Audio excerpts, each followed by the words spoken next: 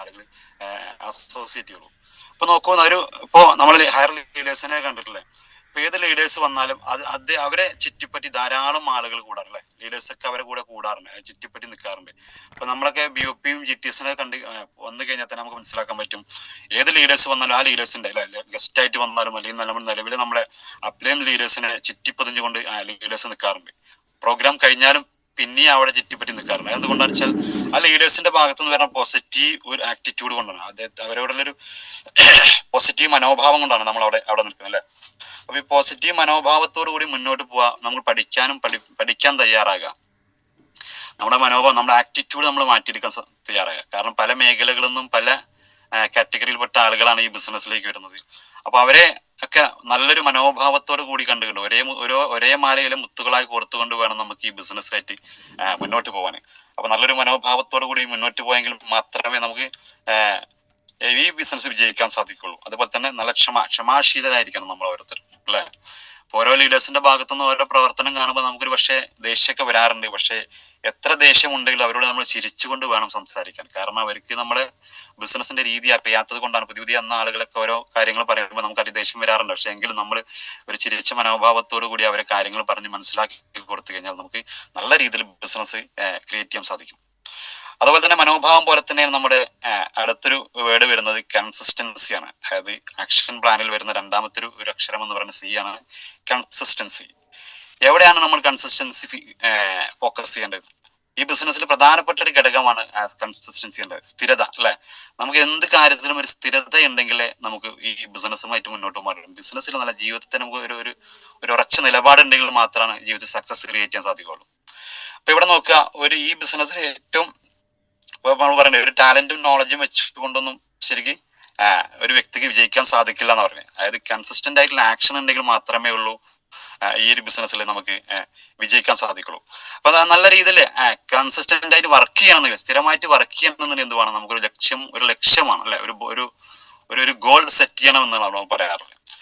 Goal set ചെയ്യുമ്പോൾ നമ്മൾ വളരെ ശ്രദ്ധിക്കണം. കാരണം തികച്ചും ക്ലാരിറ്റിയിൽ ഒരു ഗോൾ ആയിരിക്കണം. എങ്കിൽ മാത്രമേ നമുക്ക് അതിനുവേണ്ടി സ്ഥിരമായിട്ട് കൺസിസ്റ്റന്റ് ആയിട്ട് വർക്ക് ചെയ്യാൻ സാധിക്കുള്ളൂ. അപ്പോൾ ഗോൾ സെറ്റ് ചെയ്യുമ്പോൾ പല ആളുകളും പല നമ്മുടെ സ്വപ്നങ്ങളും ഇതൊക്കെ എഴുതി വെക്കാൻ പറയാറല്ലേ. ആഗ്രഹങ്ങളും സ്വപ്നങ്ങളൊക്കെ നിങ്ങൾ എഴുതി വെച്ച സ്വപ്നങ്ങൾക്ക് വേണ്ടി വർക്ക് ചെയ്യുമ്പോഴാണ് നമുക്ക് ഈ ഒരു ബിസിനസ്സിൽ സക്സസ് ക്രിയേറ്റ് ചെയ്യാൻ സാധിക്കുള്ളൂ. അപ്പൊ നിങ്ങൾക്ക് എന്ത് ആഗ്രഹങ്ങളും സ്വപ്നങ്ങളും ഉണ്ടെങ്കിൽ അത് നിങ്ങൾ എഴുതി വെക്കുക. എഴുതി വെച്ചാൽ ഒരു ഗോളായിട്ട് സെറ്റ് ചെയ്യുക. അപ്പോൾ ചെറിയ ഗോളും വലിയ ഗോളും, വലിയ ആഗ്രഹങ്ങളും ചെറിയ സ്വപ്നങ്ങളൊക്കെ ഉണ്ടാവും. അപ്പൊ എത്ര വലിയ ആഗ്രഹങ്ങളും അച്ചീവ് ചെയ്യാൻ പറ്റാവുന്ന ഒരു മേഖല തന്നെയാണ് നമ്മുടെ ഈ ഒരു ബിസിനസ് അവസരം എന്ന് പറയുന്നത്. അപ്പൊ ഇതിനെ വലിയ വലിയ ആഗ്രഹങ്ങളെ ചെറിയ ചെറിയ ഗോളുകളാക്കി സെറ്റ് ചെയ്യുക, അതിലേക്ക് വേണ്ട ചവിട്ടുവിളകളാക്കി സെറ്റ് ചെയ്തുകൊണ്ട് നമ്മൾ കൺസിസ്റ്റന്റ് ആയിട്ട് വർക്ക് ചെയ്തെങ്കിൽ മാത്രമാണ് നമ്മൾ ഈ ബിസിനസ് വിജയിക്കുള്ളൂ. അപ്പൊ നമ്മൾ ചിന്തിക്കുക, അപ്പൊ 1 ലക്ഷം രൂപ വരുമാനം നമുക്കൊരു മാസം വേണമെങ്കിൽ അല്ലെ, നമ്മൾ അതിനെ എന്ത് ചെയ്യണം? എത്ര കണ്ട് BV കയറ്റണം? ആ BVക്ക് അനുസരിച്ച് നമ്മൾ ആക്ഷൻ പ്ലാൻ തയ്യാറാക്കുക. അപ്പൊ ഓരോ ദിവസം അതുപോലെ തന്നെ നമുക്ക് ഡെയിലി ഒരു എന്താ പറയുക, ഒരു റൂട്ട് മാപ്പ് അല്ലെ. റൂട്ട് മാപ്പ് ഉണ്ടെങ്കിൽ നമുക്ക് ഈ ഒരു ബിസിനസ് മുന്നോട്ട് പോകണം. കൺസിസ്റ്റന്റ് ആക്ഷൻ ആണെങ്കിൽ നമുക്ക് ഡെയിലി ആക്ഷൻ പ്ലാൻ വേണം. ഡെയിലി ആക്ഷൻ പ്ലാൻ ഉണ്ടെങ്കിൽ മാത്രമേ ശരിക്കും നമ്മൾ മുന്നോട്ട് പോകാൻ സാധിക്കുള്ളൂ. അപ്പൊ ഡെയിലി ആക്ഷൻ പ്ലാനിലേക്ക് നമ്മൾ പോകുമ്പോൾ ദിവസവും നമുക്ക് 5 or 10 പ്രോസ്പെക്റ്റിനെ കണക്ട് ചെയ്യാൻ വേണ്ടി ശ്രമിക്കുക എന്നുള്ളതാണ്. 5 or 10 പ്രോസ്പെക്റ്റിനെ നമ്മൾ ഡെയിലി കണക്ട് ചെയ്യുക. മിനിമം 2 മുതൽ 5 വരെ പ്ലാൻ പ്രസന്റേഷൻ ചെയ്യണം ദിവസവും. മിനിമം 2 മുതൽ 5 വരെയെങ്കിലും നമ്മൾ പ്ലാൻ പ്രസന്റേഷൻ നടത്തിയിരിക്കണം. അതുപോലെ തന്നെ ദിവസവും ഫോളോ അപ്പ് ആൻഡ് ക്ലോസിംഗ് അല്ലെ, ഫോളോ അപ്പ് നിർബന്ധമാണ്.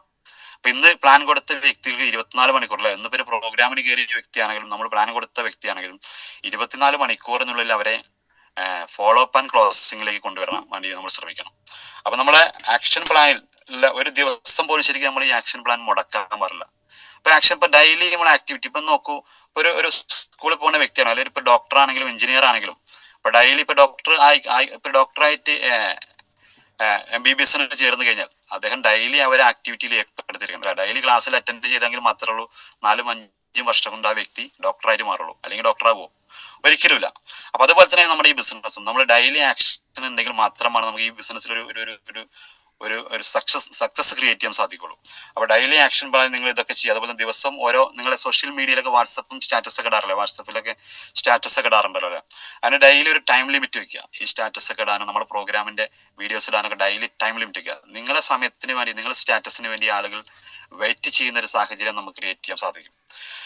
അതേപോലെ തന്നെ ദിവസം എന്താ പറയാ, ഇന്ന് ചില ആളുകൾ പറയാറുണ്ടല്ലേ, ഇന്നത്തെ പ്ലാൻ നാളെ ചെയ്യാം. അന്നന്ന് ചെയ്യേണ്ട കാര്യങ്ങൾ നമ്മൾ അന്നന്ന് ചെയ്ത് തീർക്കണം. കാരണം നമ്മൾ നാളത്തേക്ക് വേണ്ടി ഒന്നും മാറ്റി വെക്കരുത്. ഒരു ദിവസം നമ്മളെ വർക്ക് മാറ്റി വെച്ച് കഴിഞ്ഞാൽ നമ്മളൊരു വർഷം നമ്മളെ സക്സസ് നമ്മുടെ ജീവിതത്തിൽ നിന്നും പിന്നോട്ട് പോകുന്ന പറയാറുണ്ട് അല്ലെ.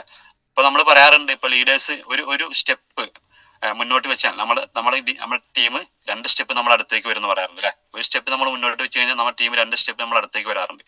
അതേപോലെ തന്നെ ഇന്നത്തെ പ്ലാൻ നമ്മൾ ഇന്ന് തന്നെ ചെയ്യണം. ഓരോ ദിവസത്തും വർക്ക് പ്ലാൻ അന്നത്തെ പ്ലാൻ അന്നന്ന് തീർത്തെങ്കിൽ മാത്രമാണ് നമുക്ക് മുന്നോട്ട് പോകാൻ സാധിക്കുള്ളൂ. നാളേക്ക് മാറ്റി വെച്ച് കഴിഞ്ഞാൽ നാളേക്ക് ഒന്നും നടക്കാൻ സാധിക്കില്ല. ഒരു ദിവസം നമ്മൾ പെൻഡിങ്ങിൽ വെച്ചാൽ നമുക്കൊരു വർഷമാണ് നമ്മളെ നഷ്ടപ്പെടാൻ പോകുന്നത്. അതുപോലെ തന്നെ ഈ ടീം ആക്ടിവിറ്റി അല്ലെ, ഒരു എനർജി ഗ്രോത്ത് അല്ലെ, എനർജി ആയിട്ടുള്ള ഒരു ലീഡേഴ്സിന് മാത്രമേ ശരിക്കും ഇൻസ്പയർ ആകാൻ സാധിക്കും. ടീമിനെ നല്ല ഗ്രോത്തും എനർജറ്റിക് ആയിട്ട് മുന്നോട്ട് കൊണ്ടുപോകാൻ സാധിക്കണം നമുക്ക്. അതുപോലെ തന്നെ ഗ്രോത്തുള്ള ആളുകളെ നമ്മൾ ആഡ് ചെയ്യുക.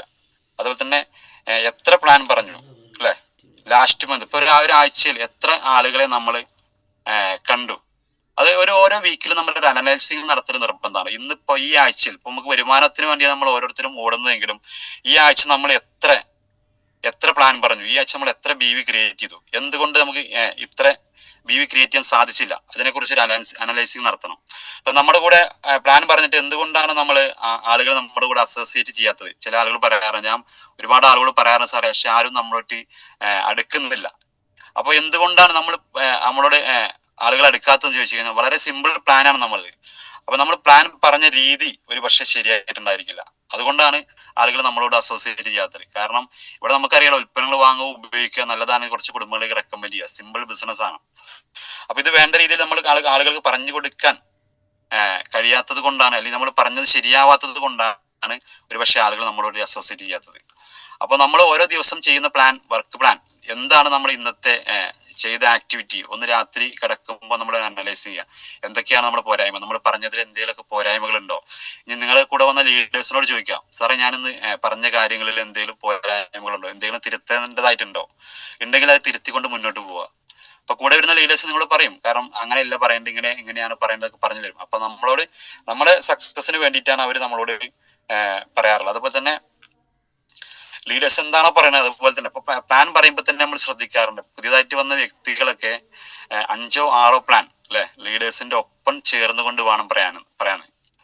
6 കഴിഞ്ഞ 7ാമത്തെ പ്ലാൻ നിങ്ങൾ ലീഡേഴ്സിന്റെ സാന്നിധ്യത്തിൽ നിങ്ങൾ പറയാം. കാരണം അങ്ങനെ പറയുമ്പോഴുള്ള നിങ്ങൾക്ക് അതിൽ എന്തെങ്കിലും പോരായ്മകൾ ഉണ്ടെങ്കിൽ ലീഡേഴ്സിന് ചൂണ്ടിക്കാണിക്കാൻ പറ്റുള്ളൂ. അപ്പൊ ആ രീതിക്ക് വേണം നമ്മൾ മുന്നോട്ട് പോകാൻ.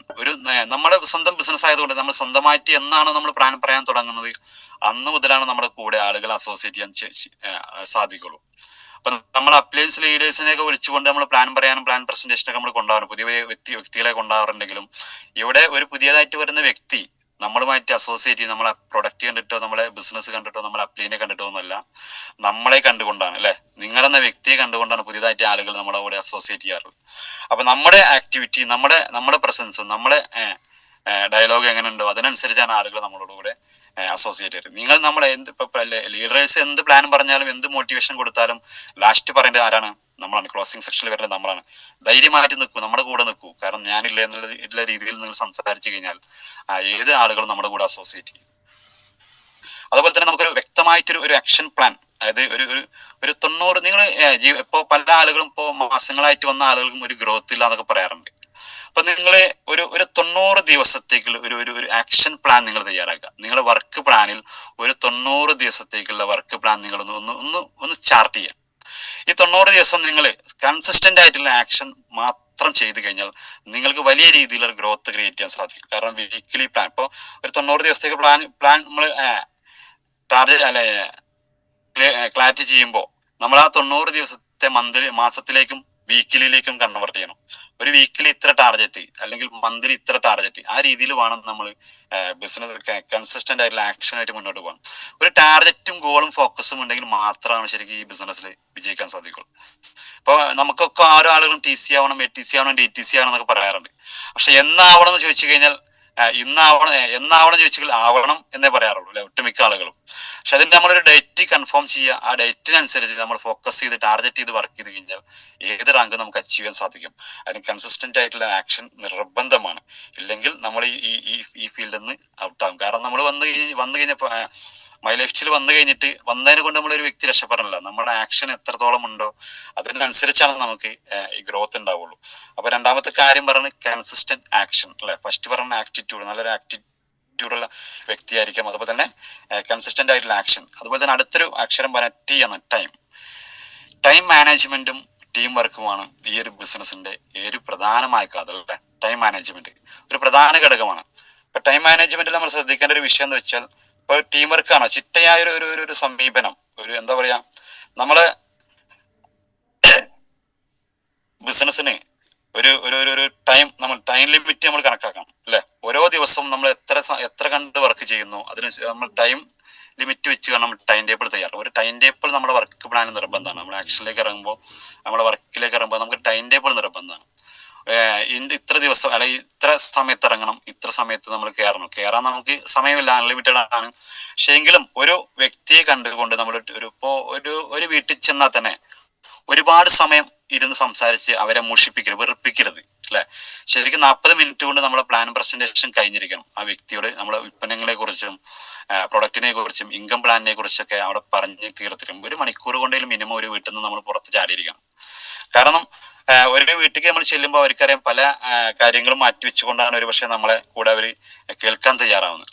അപ്പോ നമ്മുടെ നോളജും നമ്മുടെ അറിവൊക്കെ ഉണ്ടല്ലോ, ഒരൊറ്റ ദിവസം കൊണ്ട് തന്നെ അവരെ മുന്നിൽ നമ്മൾ വിളമ്പാൻ നിൽക്കരുത്. കാരണം സ്റ്റെപ്പായിട്ട്. കാരണം നമുക്കറിയാം ഒരു പ്രാവശ്യം ചെല്ലുമ്പോൾ തന്നെ ഒരു പക്ഷേ ഒരു വ്യക്തികൾ അസോസിയേറ്റ് ചെയ്തിരിക്കണം. രണ്ടാമതൊരു പ്രാവശ്യം നമ്മൾ ചെല്ലുമ്പോൾ നമുക്കവിടെ വീണ്ടും സംസാരിക്കാനുള്ള വിഷയങ്ങൾ വേണം അല്ലെ.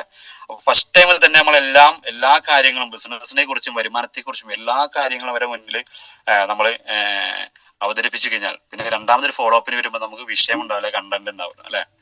അപ്പൊ ഇവിടെ നമുക്ക് ടൈം നിശ്ചയിക്കുമ്പോൾ അർജന്റ് ആയിട്ടും ഇമ്പോർട്ടന്റ് ആയിട്ടുള്ള കാര്യങ്ങൾ 2 കാറ്റഗറി ആയിട്ട് നമ്മൾ തരംതിരിക്കുക അല്ലെ. ഇപ്പോൾ ഇമ്പോർട്ടന്റ് മാറ്റർ നമ്മൾ എഴുതി വെക്കുക, ഇന്ന് ആരൊക്കെ കാണണം അല്ലെ, അല്ലെങ്കിൽ ഈ ആഴ്ച ആരൊക്കെ കാണണം. ആ രീതിക്ക് നമ്മൾ ഒന്ന് ടിക്ക് ചെയ്ത് കൊണ്ട് ഓരോ ദിവസവും കൃത്യമായ ഒരു പ്ലാനിങ്ങോട് കൂടി വേണം നമുക്ക് ഓരോ ദിവസം നമ്മൾ തുടങ്ങാൻ.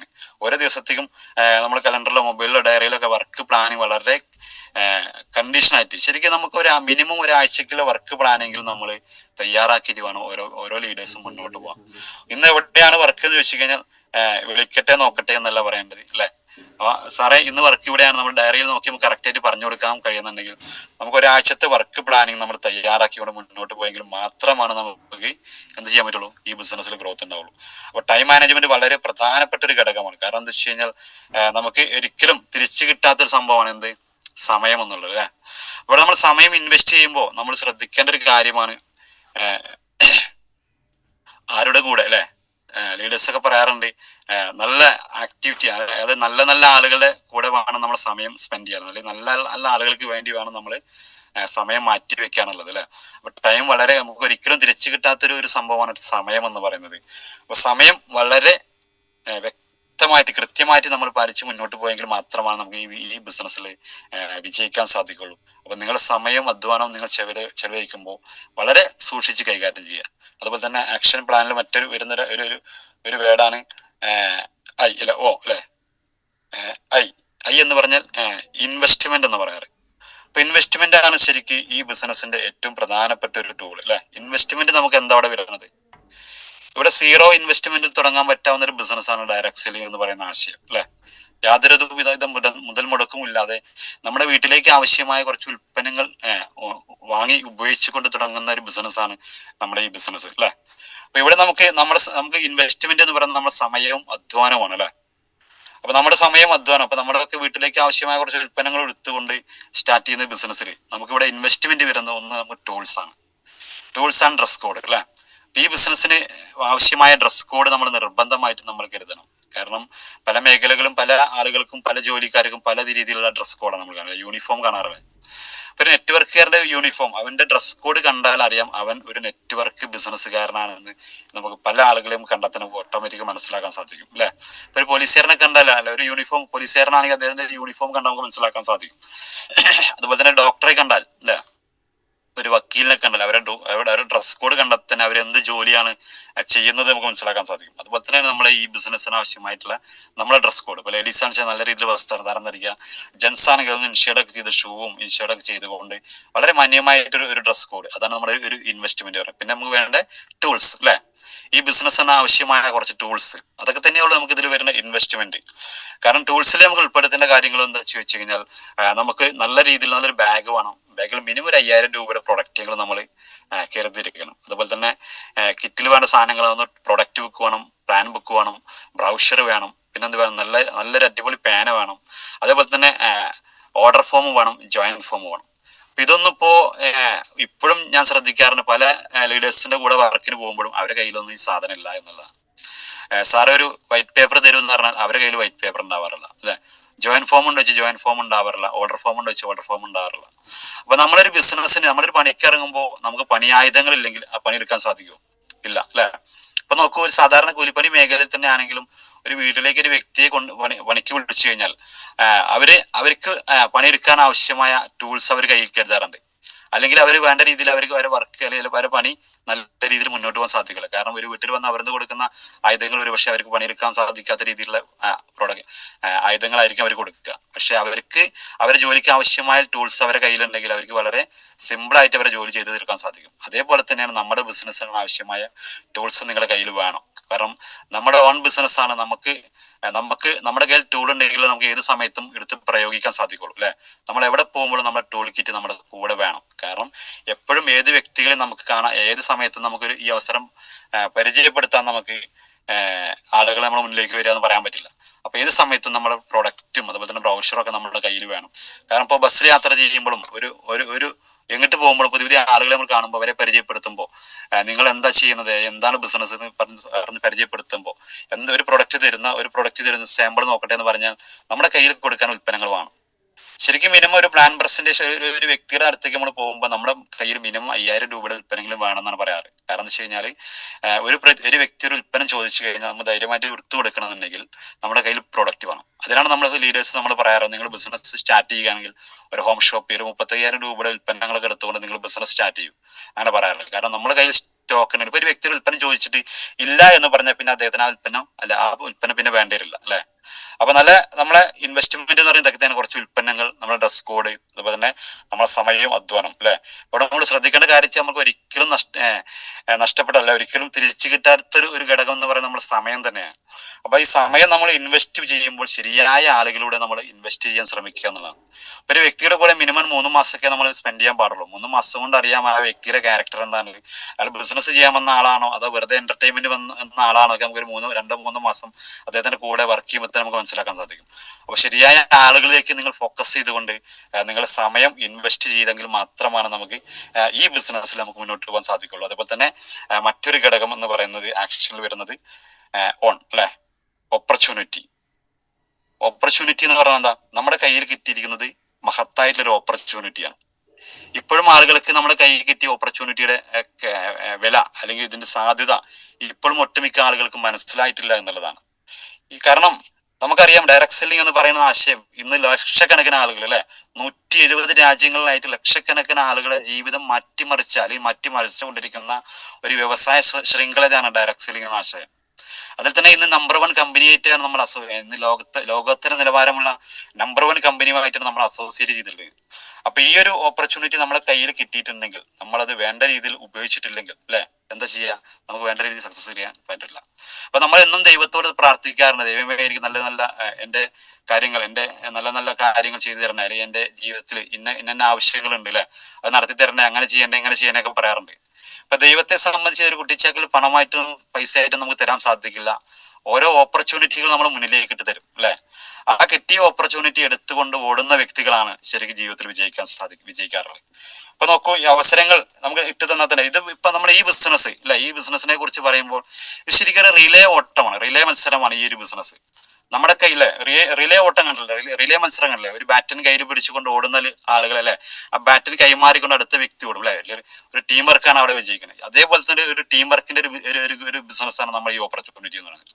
അപ്പോൾ ഒരു റിലേ ഓട്ടമാണ് നമ്മുടെ കയ്യിൽ കിട്ടിയില്ലെങ്കിലും ഇത് നമ്മൾ ആ ബാറ്റൺ നമ്മൾ ഇപ്പോഴും കൈമാറാൻ ചില ആളുകൾ തയ്യാറായിട്ടില്ല എന്നുള്ളതാണ്. നമ്മുടെ കയ്യിലെ ബാറ്റിന് കൈമാറിയാൽ തന്നെ അടുത്തൊരു വ്യക്തി എടുത്തോടുകയുള്ളൂ അല്ലെ. നമ്മള് ആളുകൾ കൈമാറുക തന്നെയാണ് അടുത്ത വ്യക്തിക്ക് എടുത്ത് ഓടാൻ സാധിക്കുള്ളൂ. അപ്പൊ ഒരു റിലേ ഓട്ടമാണ് നമ്മൾ കൈ കിട്ടിയ ഓപ്പർച്യൂണിറ്റി. ആ രീതിയിൽ നമ്മൾ ഒന്ന് പ്രവർത്തിക്കുക. ഇപ്പൊ പല ആളുകളും ഇപ്പോഴും കിട്ടിയ അവസരം അല്ലെ, അതായത് നമ്മുടെ കയ്യിൽ ബാറ്റിന് കിട്ടിയിട്ടുണ്ടെങ്കിലും ചില ആളുകൾ ഒറ്റയ്ക്ക് ഓടുന്നുണ്ട്, പക്ഷെ ഇതാർക്കും അവർ കൈമാറുന്നില്ല. ചില ആളുകൾ കയ്യിൽ കിട്ടിയ അവസരം ആരോടും പറയാതെ മിണ്ടാതെ ഇപ്പോഴും വീട്ടിലിരിക്കുന്ന പ്രവണത നമ്മൾ കാണുന്നത് പല ആളുകളോടും. അപ്പൊ ഇത് കൈമാറിയെങ്കിൽ തന്നെ ആളുകളിലേക്ക് എത്തിച്ചെങ്കിൽ തന്നെ മാത്രമേ ഉള്ളൂ ഈ ഒരു ബിസിനസ് വളരാൻ സാധിക്കുള്ളൂ.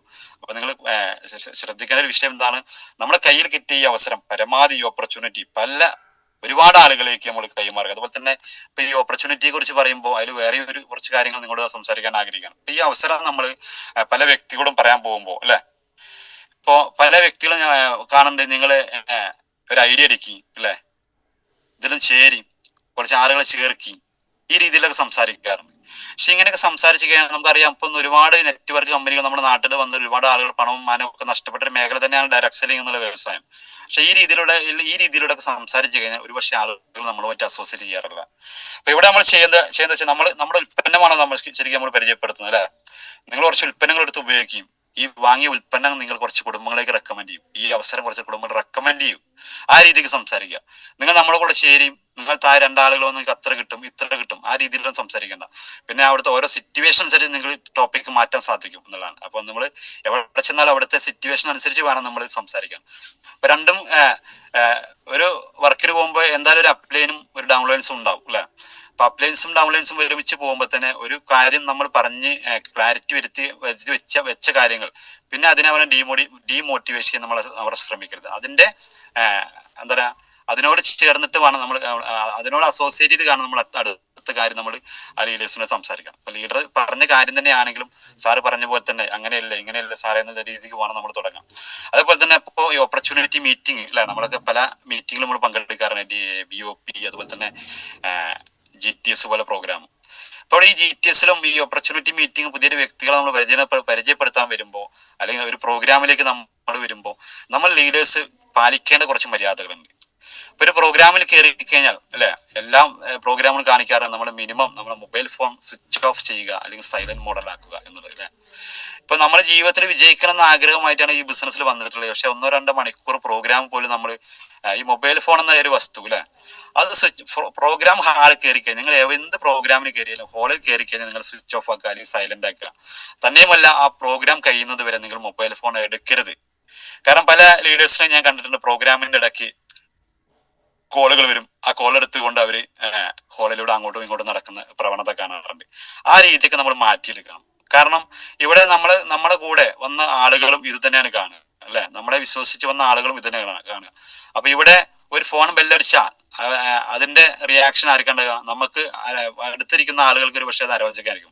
ഇപ്പൊ ജീവിതത്തിൽ രക്ഷപ്പെടാൻ ആഗ്രഹമുള്ള ആളുകളാണ് ഓരോ പ്രോഗ്രാമിന് വരിക.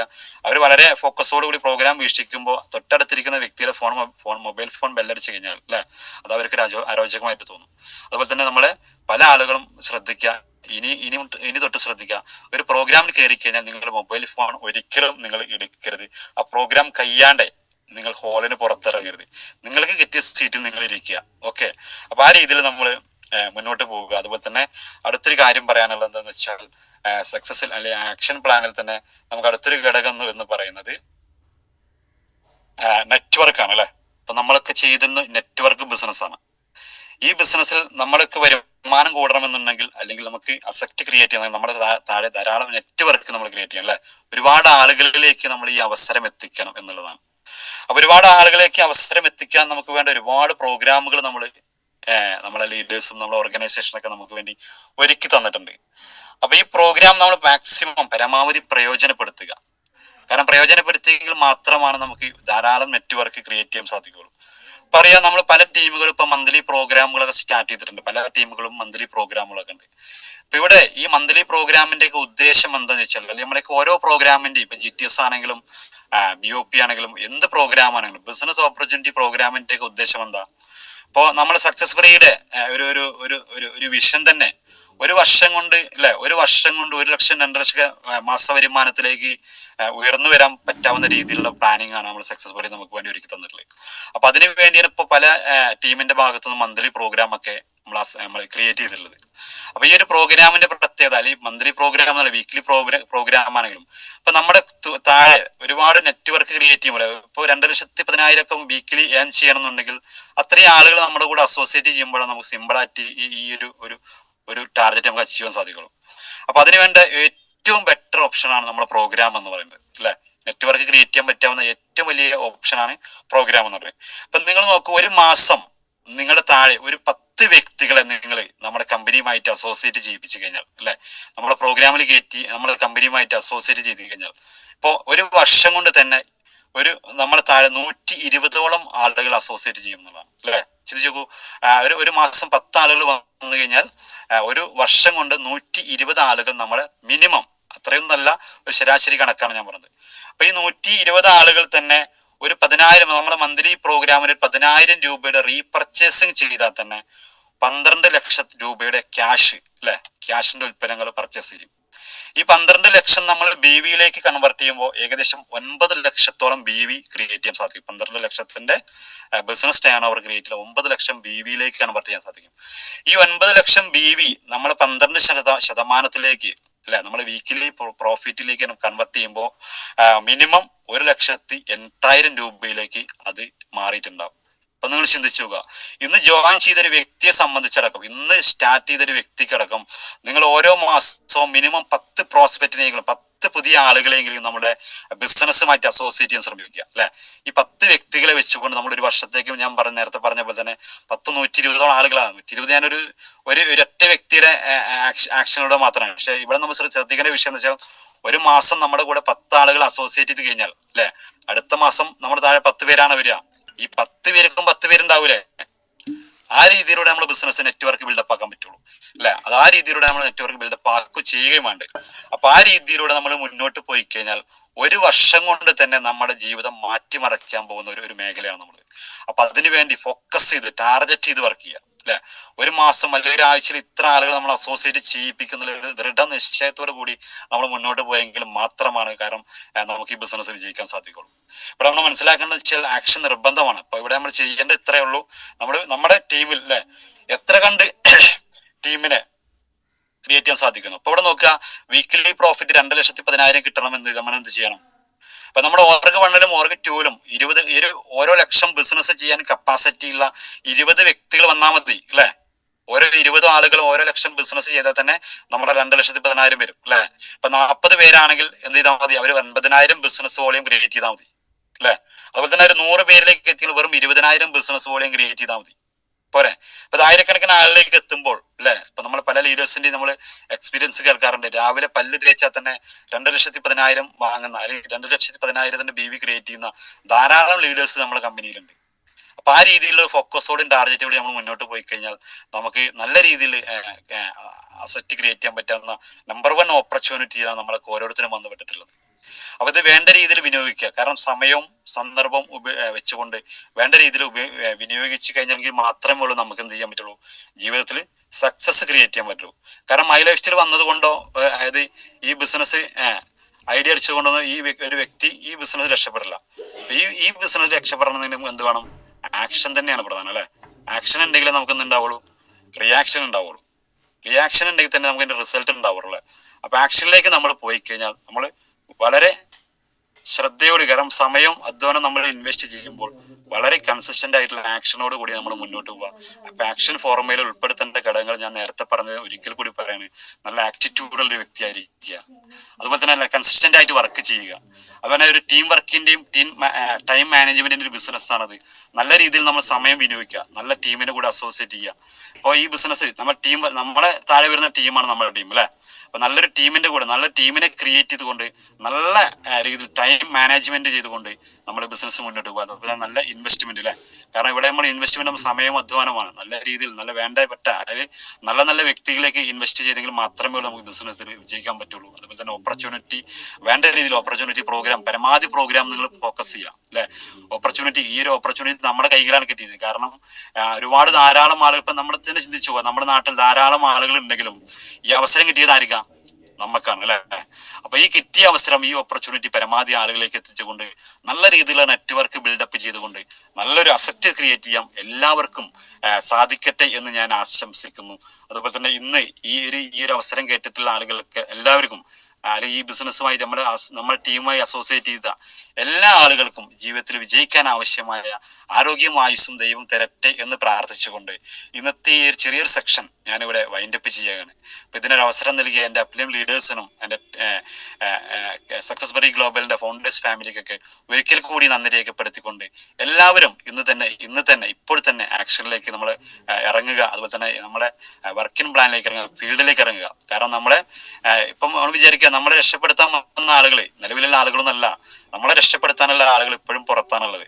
അവരിലേക്ക് നമ്മൾ എത്തുക. കാരണം ഇന്ന് നമുക്ക് മനസ്സിലാക്കാൻ സാധിക്കും, ഇന്ന് ഒരുപാട് ആളുകൾ മൈ ലൈഫ് സ്റ്റൈലിൽ കടന്നു വരുന്നുണ്ട്. കാരണം ഇന്നിപ്പോ നമുക്ക് എല്ലാ രീതിയിലും സപ്പോർട്ടിംഗ് ആണ് സർക്കാരിന്റെ ഭാഗത്തു നിന്നും നമ്മുടെ ലീഡേഴ്സിന്റെ ഭാഗത്തും എല്ലാവിധ സപ്പോർട്ടിങ്ങും പല ഭാഗത്തും BOPകളും മീറ്റിംഗ് സെന്ററുകളൊക്കെ ധാരാളം ഓരോ ആഴ്ചകളും ഓരോ മാസങ്ങളും വന്നുകൊണ്ടിരിക്കുന്നുണ്ട്.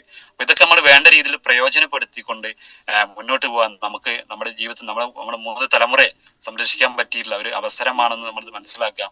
കാരണം ഇവിടെ നമ്മൾ മനസ്സിലാക്കേണ്ട കാര്യം വെച്ചാൽ ഇന്ന് സാധാരണക്കാരന്റെ വ്യക്തിക്ക് 3 തലമുറ എന്നല്ല, ഒരു തലമുറയെ തന്നെ സെക്യൂരിറ്റി ആക്കാൻ പറ്റാവുന്ന ഒരു അവസരം ഇന്ന് ലോകത്തിലില്ല. ഈ ഒരേ ഒരു അവസരം തന്നെ ഉള്ളൂ. അപ്പൊ ഇത് നമ്മൾ മനസ്സിലാക്കിക്കൊണ്ട് ജീവിതത്തിൽ പകർത്തിക്കൊണ്ട് മുന്നോട്ട് പോവുക. അപ്പൊ എല്ലാവർക്കും വിഷ് ഓൾ ദ ബെസ്റ്റ്. എല്ലാവർക്കും ജീവിതത്തിൽ ഒരുപാട് ഉയരങ്ങളിൽ എത്താൻ സാധിക്കട്ടെ എന്ന് ആശംസിക്കുന്നു, പ്രാർത്ഥിക്കുന്നു. Okay, all the best. സാറേ എൻ്റെ പിയ ഓക്കെ ഓക്കെ ഓക്കെ.